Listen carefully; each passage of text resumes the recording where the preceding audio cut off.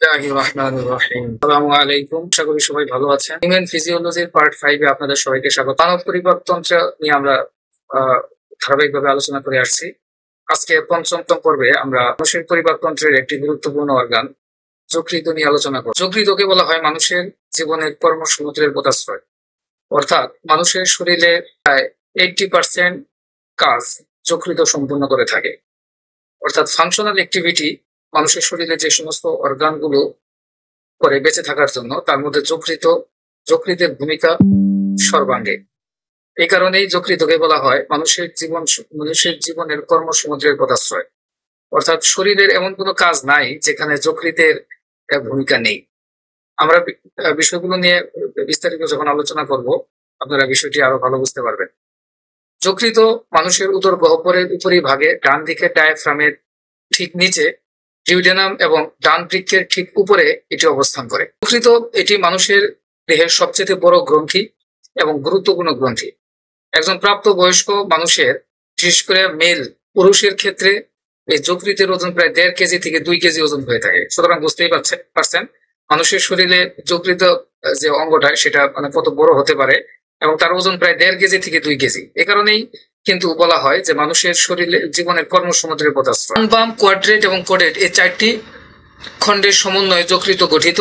খণ্ডগুলো স্থিতিস্থাপক তন্তু সমৃদ্ধ ক্যাপসুলে আবৃত থাকে। অর্থাৎ 4টা খণ্ড সুস্পষ্টভাবে এটি ক্যাপসুল দ্বারা আলাদা আলাদা ক্যাপসুল দ্বারা আবৃত থাকে।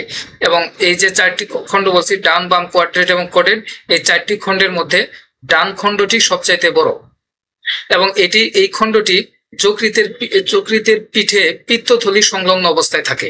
এই ডান খণ্ডটি যকৃতের 4টি খণ্ডই বহুভুজাকার কোষে গঠিত। এদের কোষগুলো হচ্ছে বহুভুজাকার, বিশেষ ক্ষেত্রে ষড়ভুজাকৃতির কোষ দ্বারা এদের গঠিত আর কি। প্রত্যেকটি খণ্ডে অসংখ্য কোষের সমন্বয়ে গঠিত এবং কোষগুলো দেখতে বহুভুজাকার।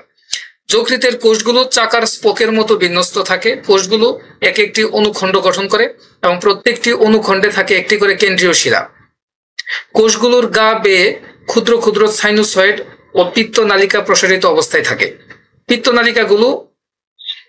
পিত্তনালিকাগুলো পিত্তথলিতে গিয়ে শেষ হয়। যকৃত থেকে আসা ডান এবং বাম নালী অভিন্ন যকৃত নালী গঠন করে। অর্থাৎ ডান এবং বাম নালী থেকে আসায় এই 2টি নালী একত্রে অভিন্ন নালী গঠন করে এবং আবার পিত্তনালীর সাথে সংযুক্ত হয়ে এরা অভিন্ন পিত্তথলি গঠন করে।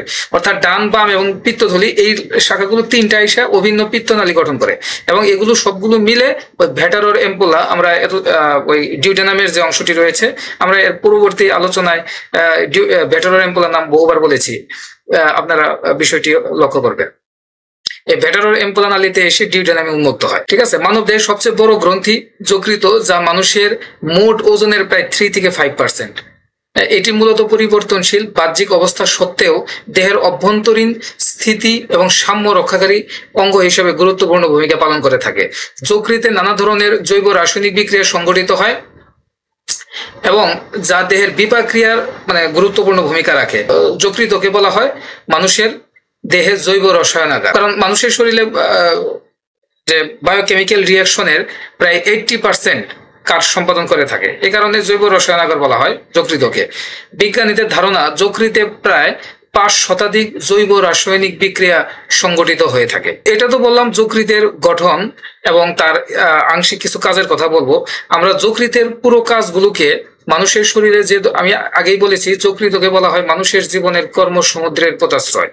অর্থাৎ মানুষের জীবনের প্রায় 80% কাজ, অর্থাৎ মানুষের বেঁচে থাকার জন্য শরীরের মধ্যে যে সমস্ত রাসায়নিক বিক্রিয়া সংঘটিত হয়, যে ধরনের জৈবনিক কার্যাবলী সম্পাদিত হয়, যে কোনো ধরনের শরীরের তাপমাত্রা নিয়ন্ত্রণ থেকে শুরু করে শরীরের ব্লাড প্রোডাকশন, সবকিছু A to Z, প্রত্যেকটা কাজ, শরীরের ভিতরে যত ধরনের কাজ হয় সবগুলো কাজের প্রায় 80% কাজ সম্পন্ন করে থাকে যকৃত। সুতরাং বুঝতেই পারছেন যে যকৃত কত গুরুত্বপূর্ণ ভূমিকা পালন করে মানুষের শরীরে। এখন যেহেতু যকৃতের কাজ অনেক বিশাল, এই কারণে আমরা যকৃতের কাজকে 2টা ভাগে ভাগ করব। প্রথমত হচ্ছে যকৃতের সঞ্চয়ী ভূমিকা হিসেবে যকৃত মানুষের শরীরে কি ভূমিকা পালন করে, এবং দ্বিতীয়ত আমরা আলোচনা করব হচ্ছে যকৃতের বিপাকীয় ভূমিকা, মানুষের সেল রেসপিরেশনের গুরুত্বপূর্ণ বিষয় যে হচ্ছে বিপাক কাজে যকৃত কি ভূমিকা পালন করে। এই 2টি অংশে আমরা আলাদা আলাদা আলোচনা করব। প্রথমে আমরা আলোচনায় আসি যকৃতের সঞ্চয়ী ভূমিকা, স্টোরেজ অফ গ্লাইকোজেন। ক্ষুদ্রান্ত্র থেকে হেপাটিক পোর্টাল শিরার মাধ্যমে গ্লুকোজ মানুষের যকৃতে প্রবেশ করে। রক্তের অতিরিক্ত গ্লুকোজ গ্লাইকোজেনেসিস প্রক্রিয়ায় গ্লাইকোজেনে রূপান্তর করে যকৃতের সঞ্চয়ী ভূমিকা পালন করে এবং যকৃত সেই গ্লাইকোজেনকে জমা রাখে। ইনসুলিন নামক হরমোন এই প্রক্রিয়ায় বিশেষ গুরুত্বপূর্ণ ভূমিকা পালন করে। আমি এর আগের লেকচারে ইনসুলিন কিভাবে গ্লাইকোজেনেসিসে সহায়তা করে আমরা সেই বিষয়টি বলেছি। কারণ হচ্ছে মানুষের অতিরিক্ত গ্লুকোজকে যকৃত গ্লাইকোজ হিসেবে সঞ্চয় করে রাখে। কোনো কারণে যদি মানুষের শরীরে খাবারের অর্থাৎ গ্লুকোজের শর্ট পড়ে, তখন ওই গ্লাইকোজেন ভেঙে গ্লুকোজ রক্তে সরবরাহ করে যকৃত। প্রয়োজনে গ্লাইকোজেন ভেঙে মানে গ্লুকোজের মাত্রা রক্তে ঠিক রাখে। দ্বিতীয়ত হচ্ছে স্টোরেজ অফ ব্লাড, অর্থাৎ রক্ত সঞ্চয়ের একটি গুরুত্বপূর্ণ ভূমিকা পালন করে থাকে। প্লীহা অন্ত্র থেকে বেরিয়ে রক্ত বাহিকাগুলো মিলিত যে হেপাটিক পোর্টাল শিরা গঠন করে, সেখানে বিপুল পরিমাণ রক্তের ভান্ডার হিসেবে কাজ করে থাকে। যকৃত মানুষের শরীরে প্রায় 1500 ঘন সেন্টিমিটার রক্ত মজুদ রাখতে পারে, যা দেহের বিভিন্ন রক্ত ক্ষরণজনিত ঘটনায় অতিরিক্ত রক্ত আনজামের মূল ভূমিকা পালন করে থাকে। এছাড়াও মূল সংবহনের সাথে মিলিত হয়ে রক্তচাপের সমন্বয় সাধন করে থাকে। তাহলে রক্ত সঞ্চয়ের স্টোরেজ অফ ব্লাডে যকৃত গুরুত্বপূর্ণ ভূমিকা পালন করে থাকে। এরপরে তৃতীয়ত হচ্ছে ভিটামিন সঞ্চয়, storage of vitamins. Fat soluble বিভিন্ন ধরনের ভিটামিন রয়েছে, যেমন vitamin A, D, vitamin E, vitamin K, মানে এই সমস্ত ফ্যাট সলিউবল যে সমস্ত ভিটামিনগুলো রয়েছে, এই সমস্ত ভিটামিনগুলো সঞ্চয় করে রাখে। এরপর হচ্ছে ওয়াটার সলিউবল অনেক ভিটামিন রয়েছে, যেমন ভিটামিন বি, ভিটামিন সি, হ্যাঁ, নিকোটিনিক অ্যাসিড, ভিটামিন বি12, ফলিক অ্যাসিড, এই সমস্ত গুরুত্বপূর্ণ ওয়াটার সলিউবল ভিটামিনগুলো যকৃত সঞ্চয় করে রাখে।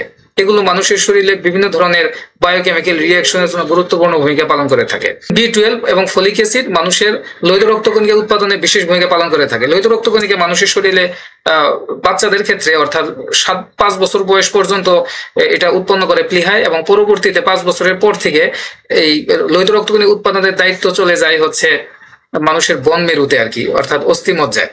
আর এই অস্থিমজ্জায় লোহিত রক্তকণিকা উৎপাদনের জন্য ভিটামিন বি12 একটি গুরুত্বপূর্ণ ভূমিকা পালন করে থাকে।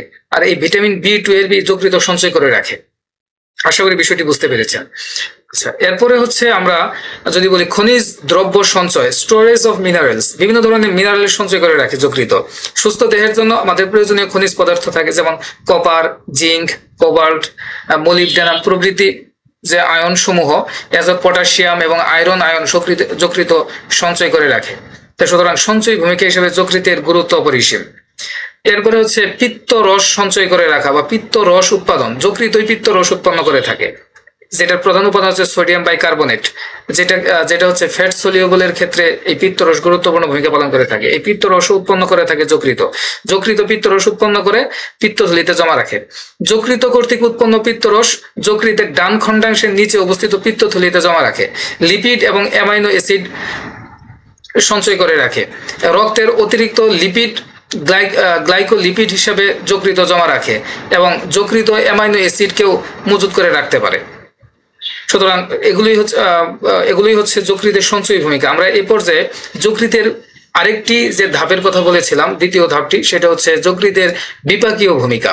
আচ্ছা, যকৃতের বিপাকীয় ভূমিকার মধ্যে হচ্ছে প্রথমেই আমি আলোচনায় আসবো যে শর্করা বিপাক, কার্বোহাইড্রেট মেটাবলিজম। কার্বোহাইড্রেট মেটাবলিজমের ক্ষেত্রে যকৃত কি কি ভূমিকা পালন করে? প্রথমত আমরা দেখবো হচ্ছে গ্লাইকোজেনেসিস। গ্লাইকোজেনেসিস কি? অন্ত্র থেকে হেপাটিক পোর্টাল শিরার মাধ্যমে গ্লুকোজ যকৃতে প্রবেশ করে এবং যকৃত সেটাকে গ্লাইকোজেনেসিস প্রক্রিয়া গ্লাইকোজেন সঞ্চয় করে রাখে। শর্করা বিপাকের মাধ্যমে যকৃত দেহের গ্লুকোজ লেভেল প্রতি 100 ঘন সেন্টিমিটারে প্রায় 90 মিলিমিটার গ্লুকোজ হিসাবে সেটা নিয়ন্ত্রণ করে রাখে। যে ধরনের খাবার গ্রহণ করুক না কেন, রক্তে গ্লুকোজের লেভেল যেন বেড়ে না যায় এবং আবার কমেও না যায়, যকৃত সেটা নিয়ন্ত্রণ করে। যদি কোনো কারণে রক্তে গ্লুকোজের পরিমাণ কমে যায়, যকৃত গ্লাইকোজেন ভেঙে গ্লুকোজ সরবরাহ করে থাকে। আবার অতিরিক্ত গ্লুকোজকে যকৃত গ্লাইকোজেন হিসেবে সঞ্চয় করে রাখে। এরপরে গ্যালাক্টোজ এবং ফ্রুক্টোজ সহ সমস্ত হেক্সোস মনোস্যাকারাইড যে সমস্ত আছে, হেক্সোস মনোস্যাকারাইড 6 কার্বন বিশিষ্ট যে সমস্ত মনোস্যাকারাইডগুলো রয়েছে, যকৃত সেগুলোকে গ্লুকোজে পরিবর্তিত করে গ্লাইকোজেন নামক একটি অদ্রবণীয় পলিস্যাকারাইড হিসেবে এটিকে সঞ্চয় করে রাখে, জমা করে রাখে। এটা হচ্ছে গ্লাইকোজেনেসিস প্রক্রিয়া। বিভিন্ন গ্লুকোজকে গ্লাইকোজেন হিসেবে সঞ্চয় করে রাখে। সেটা হতে পারে হেক্সোস, হতে পারে ট্রায়োস, টেট্রোস, পেন্টোস, যে ধরনের সুগার হোক না কেন এগুলোকে গ্লুকোজ সার্বিকভাবে এগুলোকে গ্লাইকোজেনেসিস প্রক্রিয়া গ্লাইকোজেন হিসেবে সঞ্চয় করে রাখে। গ্লুকোজ থেকে গ্লাইকোজেন সৃষ্টির প্রক্রিয়াকেই গ্লাইকোজেনেসিস বলা হয়। প্রক্রিয়াটিতে ইনসুলিন গুরুত্বপূর্ণ ভূমিকা পালন করে থাকে। অর্থাৎ লিভার ইনসুলিনের সহায়তায় শরীরের বিভিন্ন ধরনের কার্বোহাইড্রেটকে একত্রিত করে সেটাকে গ্লাইকোজেনেসিস প্রক্রিয়ায় গ্লাইকোজেনে রূপান্তর করে রাখে। এরপরে যকৃতের আরেকটি গুরুত্বপূর্ণ ভূমিকা হচ্ছে গ্লুকোনিওজেনেসিস। গ্লুকোনিওজেনেসিস কি, গ্লুকোজের চাহিদার প্রেক্ষিতে যদি যকৃতে গ্লাইকোজেনের ঘাটতি দেখা দেয়, তখন নন কার্বোহাইড্রেটের যে সমস্ত উৎস রয়েছে যেমন amino acid, glycerine, fatty acid অথবা অন্যান্য বিভিন্ন পদার্থ, গ্লুকোজ একটি বিশেষ প্রক্রিয়া সেগুলোকে গ্লাইকোজেনে রূপান্তর করে। এই প্রক্রিয়াটাকে বলা হয়েছে গ্লুকোনিওজেনেসিস। আশা করি বিষয়টি বুঝতে পেরেছেন। এটি হচ্ছে কার্বোহাইড্রেট মেটাবলিজম, অর্থাৎ শর্করা বিপাকের ক্ষেত্রে যকৃত এই ধরনের ভূমিকা পালন করে থাকে। এবার আমরা দেখি হচ্ছে প্রোটিন বিভাগ, প্রোটিন মেটাবলিজমের ক্ষেত্রে যকৃত কি কি ভূমিকা পালন করে থাকে। প্রথমত হচ্ছে ডিএমিনেশন। খাদ্যের মাধ্যমে গৃহীত অতিরিক্ত যে অ্যামাইনো অ্যাসিড দেহের আমার খাবারের মাধ্যমে যে পরিমাণ প্রোটিন আমাদের শরীরে উন্মুক্ত হয়, সব প্রোটিন কিন্তু আমাদের শরীরে সরাসরি কাজে লাগে না, এগুলো কাজে আসে না।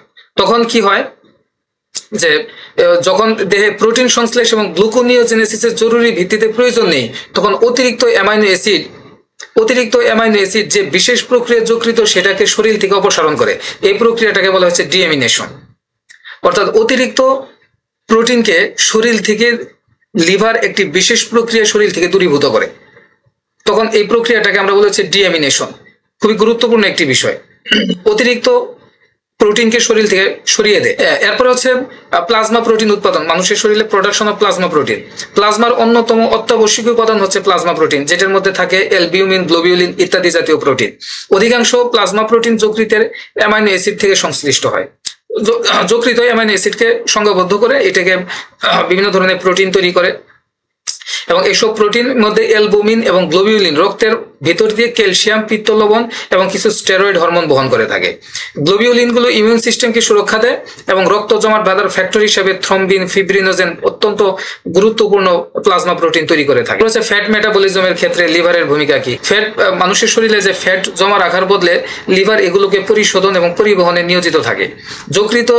যকৃত কোষ এক্ষেত্রে অতিরিক্ত কার্বোহাইড্রেটকে ফ্যাটে রূপান্তর, কার্বোহাইড্রেট চলে আসে তখন যকৃত সেটাকে ফ্যাট হিসেবে সঞ্চয় করে রাখে। এটা আমরা অনেক সময় ফ্যাটি লিভার বলি আর কি। এখানে বিষয়টা কিন্তু চলে আসে যে যদি অতিরিক্ত পরিমাণ শর্করা খাওয়া হয়, শর্করার আধিক্য যদি শরীরে বেশি থাকে, তখন লিভার কিন্তু এগুলোকে অতিরিক্ত ফ্যাটে পরিণত করে এগুলো লিভারে গাত্র জমতে থাকে। এ কারণে অতিরিক্ত শর্করা খাওয়াও কিন্তু শরীরের জন্য ক্ষতিকর। এছাড়াও রক্ত থেকে কোলেস্টেরল সরিয়ে নেয়, যা রক্ত থেকে অতিরিক্ত কোলেস্টেরলকে সরিয়ে নেয় এবং পরে ভেঙে ফেলে। এভাবে কোলেস্টেরল প্রয়োজন অতিরিক্ত কোলেস্টেরল সংগ্রহ করে থাকে। মানুষের শরীরে অতিরিক্ত গ্লুকোজ যদি আসে, অর্থাৎ বেশি অতিরিক্ত গ্লুকোজ যখন লিভার গ্লাইকোজেনেসিস প্রক্রিয়া অথবা গ্লুকোনিওজেনেসিস প্রক্রিয়া প্রয়োজন ব্যতি রেখে অতিরিক্ত যে শর্করা থেকে যায়, সেই শর্করাকে লিভার একটা বিশেষ প্রক্রিয়া সেটাকে কোলেস্টেরলে রূপান্তর করা হয়। কোলেস্টেরল শরীরের জন্য উপকারও, আবার অতিরিক্ত কোলেস্টেরল যখন রক্তে জমে তখন এটা মানুষের হার্ট অ্যাটাক বা বিভিন্ন এগুলোর কারণেও কিন্তু এই কোলেস্টেরল দায়ী থাকে। তা অতিরিক্ত গ্লুকোজকেও কিন্তু লিভার এক বিশেষ প্রক্রিয়ার মাধ্যমে কোলেস্টেরল রূপান্তর করতে পারে। যদি শরীরে কোনো কারণে কোলেস্টেরল ঘাটতি থাকে, অতিরিক্ত সুগার, লিভার সেটাকে কোলেস্টেরলে রূপান্তর করে থাকে। এইভাবে ফ্যাট মেটাবলিজম, শরীরের মধ্যে ফ্যাটকে নিয়ন্ত্রণ করার জন্য যকৃত একটি গুরুত্বপূর্ণ ভূমিকা পালন করে থাকে। বিষয়টি বুঝতে পেরেছেন। এরপরে হচ্ছে যকৃতের বিপাকীয় ভূমিকার মধ্যে আরেকটি গুরুত্বপূর্ণ বিষয় হচ্ছে লোহিত রক্তকণিকা উৎপাদন এবং ভাঙ্গন। মানুষের শরীরে আমাদের যে লোহিত রক্তকণিকা, এটা প্রধান উৎপাদন জায়গা হচ্ছে মানুষের বন মেরু থেকে, অর্থাৎ লোহিত অস্থিমজ্জা থেকে। আমরা দেখেছি যকৃত ভিটামিন B12 যকৃত সঞ্চয় করে রাখে। এই B12 কিন্তু মানুষের যে লোহিত রক্তকণিকা উৎপাদনের অন্যতম মুখ্য ভূমিকা পালন করে থাকে। যেহেতু যকৃত নিজেই হচ্ছে ভিটামিন B12 এর একটি ভান্ডার, যকৃত শিশুদের দেহে লোহিত রক্তকণিকা উৎপন্ন করে থাকে। সাধারণত আমরা জানি যে বনমেরু শিশুদের ক্ষেত্রে এখান থেকে লোহিত রক্তকণিকা উৎপন্ন হয় না। শিশু বয়সে হয়তো 5 থেকে 7 বছর বয়স পর্যন্ত বাচ্চাদের ক্ষেত্রে লোহিত রক্তকণিকা উৎপন্ন হওয়ার মেইন কারখানাই হচ্ছে যকৃত। পরবর্তীতে যদিও এই দায়িত্ব বনমেরু বা অস্থিমজ্জার কাছে চলে যায়, মেগাক্যারিওসাইট কোষ থেকে উৎপন্ন হয় মানুষের লোহিত রক্তকণিকার মেগাক্যারিওসাইট কোষ অর্থাৎ বনমেরুর যে মেগাক্যারিওসাইট কোষ থেকে কিন্তু উৎপন্ন হয়, কিন্তু শিশুদের 8 থেকে 10 বছর বয়স পর্যন্ত, 7 থেকে 8 বছর বয়স পর্যন্ত, মানে বিভিন্ন তথ্য মতে যকৃত থেকেই ওই ছোট বয়সে লোহিত রক্ত উৎপন্ন হয়ে থাকে। এই প্রক্রিয়া একবার প্রতিষ্ঠিত হয়ে গেলে যকৃত যখন বিপরীত ভূমিকায় ব্যস্ত হয়ে পড়ে তখন লোহিত রক্তকণিকা ভাঙনের কাজে সহায়তা করে থাকে। বিষয়টি হচ্ছে যে যকৃত যখন লোহিত রক্তকণিকা উৎপাদন বন্ধ হয়ে যায়, অর্থাৎ 10-12 বছর বয়সে যখন বন মেরু মেগাক্যারিওসাইট কোষগুলো অ্যাক্টিভ হয়ে যায়, তখন তো যকৃত লোহিত রক্তকণিকা উৎপন্ন করে না। তখন যকৃত লোহিত রক্তকণিকা উৎপন্ন করার পরিবর্তে অতিরিক্ত লোহিত রক্তকণিকা যে আমাদের শরীরে উৎপন্ন হয় এগুলোকে ভাঙার কাজে সে যকৃতকে বলা হয়েছে রিজেনারেট অর্গান, অর্থাৎ কোন যকৃতে কোনো অংশ যদি নষ্ট হয়ে যায়, কেটে যায়, পচে যায়, এটা কিন্তু পুনরায় আবার এটা রিজেনারেট হয়। হ্যাঁ, হিমোগ্লোবিন ভাঙ্গনের ক্ষেত্রে যকৃত কিভাবে ভূমিকা পালন করে থাকে আমরা জানি। সাধারণত লোহিত রক্তকণিকার গড়াই হচ্ছে 120 দিন। 120 দিন পর এগুলো যকৃত, প্লীহা, এরপর হচ্ছে অস্থিমজ্জার ফেগোসাইটিক ম্যাক্রোফোজ কোষের মাধ্যমে এগুলো বিলুপ্তি ঘটে লোহিত রক্তকণিকা। তো লোহিত রক্ত 120 দিনের বেশি বাঁচে না। এগুলো বিভিন্ন যকৃত, প্লীহা, অস্থিমজ্জা, মেগাক্যারিওসাইট কোষের ফেগোসাইটোসিস প্রক্রিয়ার মাধ্যমে এগুলো শরীর থেকে দূরীভূত হয়। তো এগুলো তখন যকৃত, প্লীহা এবং লসিকা গ্রন্থির মাধ্যমে ম্যাক্রোফেজ নামক এক বিশেষ আরবিসি মানে যে এক বিশেষ ধরনের যে হোয়াইট ব্লাড সেল থাকে এগুলো তখন গ্রহণ করে। যকৃতের ম্যাক্রোফেজ কোষকে কুফার কোষ বলা হয়। যকৃতের মধ্যে যে বিশেষ এক ধরনের কোষ থাকে ম্যাক্রোফেজ কোষ বলি যেটাকে আমরা, এই কোষটার নাম হচ্ছে কুফার কোষ। এই কুফার কোষের অভ্যন্তরে হিমোগ্লোবিন ভেঙে হিম এবং গ্লোবিউলিন জাতীয় প্রোটিন গঠন করে। এই গ্লোবিউলিন প্রোটিন অণু যা বিশ্লিষ্ট হয়ে অ্যামাইনো অ্যাসিডে রূপান্তর করে। হিম থেকে আয়রন অণু সরে গেলে বাকি যে অংশটি থাকে সেটি বিলিভার্ডিন হিসাবে সবুজ রঞ্জক পদার্থ উৎপন্ন করে। এই রঞ্জক হলুদ বর্ণ, পরবর্তীতে হলুদ বর্ণে এটি বিলিরুবিনে পরিণত হয়। এইভাবে যকৃত হিমোগ্লোবিনকে ভেঙে শরীর থেকে দূরীভূত করা হয়। কিন্তু আয়রন কখনোই বর্জিত হয় না, এটি পুনরায় হিমোগ্লোবিনের সাথে সংযুক্ত হয়, নতুন গ্লোবিনের সাথে সংযুক্ত হিমোগ্লোবিন গঠনে। কোলেস্টেরল উৎপাদনে যকৃত গুরুত্বপূর্ণ ভূমিকা পালন করে। আমরা আগেই বলছি যে লিভার অতিরিক্ত গ্লুকোজকে ব্যবহার করে এটা বিশেষ প্রক্রিয়া এটা কোলেস্টেরলে রূপান্তর করতে পারে। কোলেস্টেরল বা ফ্যাট সমৃদ্ধ খাদ্য গ্রহণ করে নানান প্রক্রিয়া শেষে যকৃত সেটাকে কোলেস্টেরলে রূপান্তর করে। তারপর হচ্ছে পিত্ত লবণ উৎপাদন, এটাও একটি গুরুত্বপূর্ণ বিষয়। যকৃত ওই হেপাটাইটিক কোষ অনবরত পিত্ত রস ক্ষরণ করে। তারপর হচ্ছে তোমার হেপাটোসাইটের স্টেরয়েড কোষ দিয়ে পিত্ত লবণ যেমন সোডিয়াম কোয়াগুলেট এবং সোডিয়াম টার্গোকোলেট, যেটা হচ্ছে পিত্ত লবণের প্রধান উপাদান, পিত্ত লবণ উৎপাদনে যকৃত গুরুত্বপূর্ণ ভূমিকা পালন করে থাকে। এরপর মানুষের শরীরে যে হরমোন নিঃসরণ হয় পিটুইটারি গ্রন্থি থেকে এবং মানুষের সারা শরীরে যত গ্রন্থি আছে এখান থেকে যত ধরনের হরমোন নিঃসরণ হয়, এই সবগুলো হরমোন তার নির্দিষ্ট কাজ শেষে যকৃতে এসে ধ্বংসপ্রাপ্ত হয়। অর্থাৎ যকৃত প্রায় সব হরমোনকে ধ্বংস করে থাকে। তবে টেস্টোস্টেরন এবং অ্যালডোস্টেরন যত দ্রুত ধ্বংস করে অন্য হরমোনগুলো যেমন ইনসুলিন, গ্লুকাগন, বিভিন্ন আন্তরিক হরমোন, স্ত্রী যৌন hormone, adrenaline hormone, thyroxine hormone, এগুলো ধ্বংস করতে যকৃত বেশ সময় নেয়। যকৃত ধীরে ধীরে এগুলোকে ধ্বংস করে। তবে টেস্টোস্টেরন, অ্যালডোস্টেরন হরমোনকে যকৃত খুব দ্রুত ধ্বংস করতে পারে। এভাবে যকৃত বিভিন্ন হরমোন ভাঙনের ক্ষেত্রে আমাদের শরীরে একটি গুরুত্বপূর্ণ ভূমিকা পালন করে থাকে। শরীরের ভিতরে স্বাভাবিক কর্মকাণ্ডের ফলে উৎপন্ন যে সমস্ত পদার্থ অতিমাত্রায় জমা হলে এগুলো আমাদের শরীরের মধ্যে একটি বিষক্রিয়ার সৃষ্টি করে। যকৃত এগুলোকে আমাদের শরীর থেকে অপসারণ করে গুরুত্বপূর্ণ ভূমিকা পালন করে থাকে। এরপরে মানুষের শরীরে হিট প্রোডাকশনের ক্ষেত্রে, তাপ উৎপাদনের ক্ষেত্রে যকৃত গুরুত্বপূর্ণ ভূমিকা পালন করে থাকে। যকৃতের অভ্যন্তরে নানা ধরনের জৈব রাসায়নিক বিক্রিয়া সংঘটিত হয়, যার ফলে আমাদের শরীরে প্রচুর পরিমাণে তাপ উৎপন্ন হয়। এই তাপ রক্তবাহিকার মাধ্যমে সারা শরীরে একটি ব্যালেন্সের একটা স্থিতিস্থাপক অবস্থা তৈরি করে মানুষের শরীরের মধ্যে। সুতরাং আমি এখানে খুব স্বল্প পরিসরে যকৃতের যে ভূমিকা এটা আলোচনা করছি। এছাড়াও যকৃত আরো অনেক ভূমিকা পালন করে থাকে মানুষের জীবনে। আমি আগেই বলছি এটাকে বলা হয় মানুষের জীবনে কর্মসমুদ্রের পোতাশ্রয়। সুতরাং বুঝতেই পারছেন যে এটাই মানুষের শরীরে প্রায় 80% কাজকে সমাধান করে থাকে। মূলত যকৃতের উপরে ডিপেন্ড করে মানুষের বডি দাঁড়ায় থাকে। খুবই গুরুত্বপূর্ণ একটি বিষয়। যাই হোক, লেকচারটি অনেক বড় হয়ে গেছে, আজকে এই পর্যন্তই। পরবর্তী লেকচারে আমরা মানুষের পরিপাকে স্নায়ুতন্ত্র এবং হরমোনের ভূমিকা কি এই বিষয়টি নিয়ে আলোচনা করার চেষ্টা করবো আর কি। আশা করি আপনারা আমাদের সাথে থাকবেন। পরবর্তী লেকচার দেখার আমন্ত্রণ জানিয়ে আজকে এখানে শেষ করছি। Thank you very much.